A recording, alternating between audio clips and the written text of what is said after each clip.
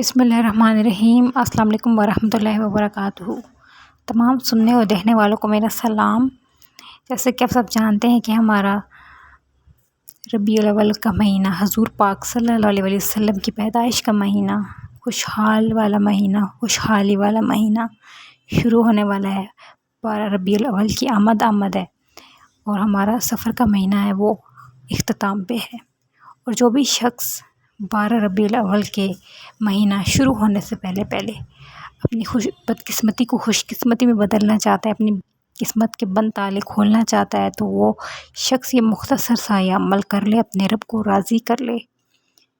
میں کہتی ہوں اس عمل کے بعد اپنے رب سے تھوڑا نہ مانگیے گا، جو ناممکن لگتا ہے وہ بھی مانگ لیجیے گا۔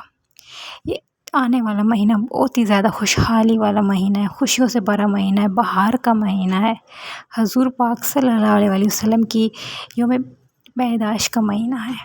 یہ ہمارے لیے بہت ہی زیادہ بہار کا مہینہ ہے۔ جو بھی شخص اس مہینے میں اللہ تعالیٰ کو راضی کر لے گا، اللہ تعالیٰ اس کی تمام مشکلات کو آسان کر دے گا، مشکلوں کو آسان کر دے گا، غموں سے نجات دے دے گا۔ خدارا سفر کا مہینے کے اختتام ہونے والا ہے اور ربیع الاول شروع ہونے والا ہے، تو اپنے رب کو راضی کر لو۔ اگر آپ پریشان ہو، بے روزگار ہو، روزگار کی سب وجہ سے پریشان ہیں، رزق و دولت کی وجہ سے پریشان ہیں، آپ یہ عمل کر سکتے ہیں۔ جو لوگ پریشان ہیں، اپنا ذاتی مکان چاہتے ہیں، ذاتی گھر گاڑی کچھ بھی چاہتے ہیں ذاتی، تو اس کے لیے عمل کر سکتے ہیں۔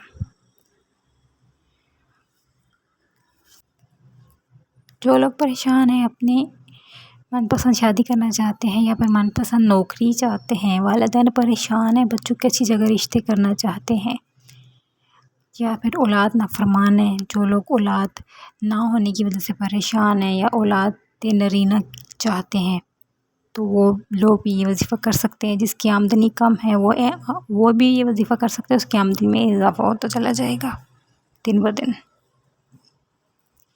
اس کے اثرات آپ کو نظر آ جائیں گے جب آپ یہ وظیفہ کرو گے۔ نہایت ہی آسان سا مختصر سا یہ وظیفہ ہے، لیکن اس کے برکات اور فضیلت بہت زیادہ ہے۔ آپ جب اس کو پڑھو گے تو آپ کو اس کے اثرات معجزات نظر آ جائیں گے، کھلی آنکھوں سے آپ غیبی مدد کے نظارے دیکھو گے انشاءاللہ تعالی۔ سب سے پہلے تو آپ نے 5 وقت کی نماز کی پابندی کرنی ہے۔ جو شخص یا جو لوگ بہت سارے شکایت کرتے ہیں کہ ان کے وظائف سے انہیں فائدہ حاصل نہیں ہوتا، سالوں سے وہ وظیفے کر رہے ہیں، عمل کر رہے ہیں، لیکن ان کا کوئی فائدہ نہیں ہوتا انہیں، تو خدارا وہ سب سے پہلے 5 وقت کی نماز کی پابندی کریں۔ اس کے علاوہ اس کے ساتھ ساتھ کثرت سے استغفر اللہ پڑھیں، صدقہ خیرات کریں، استغفر اللہ کثرت سے پڑھیں۔ اللہ تعالیٰ کثرت سے پڑھنے والا جو شخص پڑھتا ہے استغفر اللہ، اللہ تعالیٰ اس کے تمام صغیرہ و کبیرہ گناہوں کو معاف کر دیتا ہے۔ اللہ تعالیٰ اپنے بندے کی توبہ کا انتظار کرتا ہے۔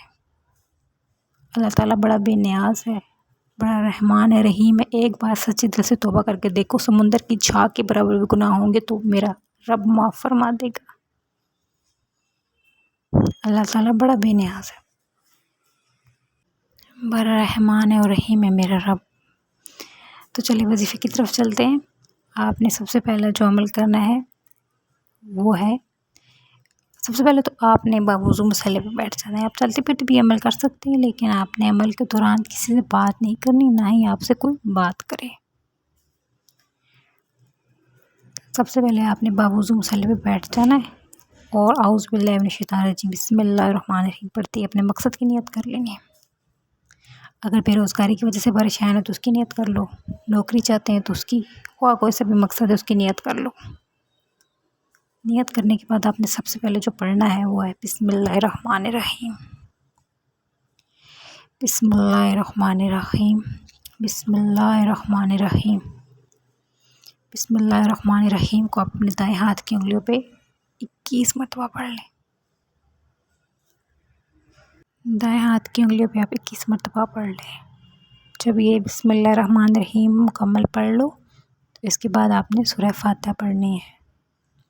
سورہ فاتحہ نہایت ہی زیادہ اللہ تعالیٰ کی لاڈلی سورہ ہے، اور جو بھی شخص سورہ فاتحہ کو پڑھتا ہے اللہ تعالیٰ اس کی تمام حاجات کو قبول فرما لیتا ہے۔ سورہ فاتحہ کو آپ کو کس طرح اور کتنا پڑھنا ہے توجہ کیجیے گا۔ سورہ فاتحہ کو آپ نے صرف اور صرف 7 مرتبہ پڑھنا ہے. غور کیجیے گا، 7 مرتبہ. 7 مرتبہ. 7 آسمان ہے، 7 زمین ہے، 7 ہفتے کے دن ہے، اور سورہ فاتحہ کی آیت بھی 7 ہے. سورہ فاتحہ کو آپ نے 7 مرتبہ پڑھنا ہے. سورہ فاتحہ کو 7 مرتبہ پڑھنے کے بعد آپ نے جو اگلا عمل کرنا ہے وہ ہے اللہ تعالیٰ کا یہ صفاتی نام یا غنی ہو. یا غنی ہو، یا غنی جو بھی شخص پڑھتا ہے اللہ تعالیٰ فرشتوں سے فرماتا ہے اس بندے کے تمام حاجات قبول کر لو، اس کو غنی، وہ غنی ہو جاتا ہے. رزق اور دولت کی بارش ہونے لگتی ہے اس کے گھر. یا غنی ہو، یا غنی ہو. یا غنی ہو کو آپ اپنے انداز میں اسی طرح 21 مرتبہ پڑھ لیں. کوئی زیادہ تعداد نہیں، مختصر سی تعداد ہے. جتنی بھی میں نے آپ کو کلمات سورہ بتائی ہیں مختصر سی تعداد میں ہیں. ان کو آپ چلتے پھرتے بھی پڑھ سکتے ہیں، لیکن عمل کے دوران کسی سے بات نہیں کرنی، نہ ہی آپ سے کوئی بات کرے. نہایت ہی مجرب اور آسان سا وظیفہ ہے یہ. اس کے بعد آپ نے آخر میں 7 مرتبہ درود ابراہیمی پڑھ لینا ہے. 7 مرتبہ درود ابراہیمی پڑھنے کے بعد آپ کا وظیفہ مکمل ہو گیا. امید ہے آپ کو وظیفے کی سمجھ آ گئی ہوگی. اللہ تعالیٰ اس وظیفے کے صدقے آپ کی تمام جتنی بھی حاجات ہیں ان کو قبول کر لے. شاید مقصد میں آپ اللہ تعالیٰ آپ کو کامیاب کرے اور آپ کی مشکلات آسان کرے. جو لوگ میرے بہن بھائی غم زدہ ہیں، غم کی وجہ سے یہ وظیفہ کر رہے ہیں، اللہ تعالیٰ ان کو اپنے مقصد میں کامیاب کرے. اللہ تعالیٰ ہم تمام مسلمانوں کو دنیا اور آخرت میں کامیاب کرے. آمین ثم آمین. کوئی بھی وظیفہ کرتے تو اپنے استطاعت کے مطابق صدقہ خیرات دے دیا کریں. اللہ تعالیٰ ہم تمام مسلمانوں کو حامی و ناصر. جزاک اللہ خیر.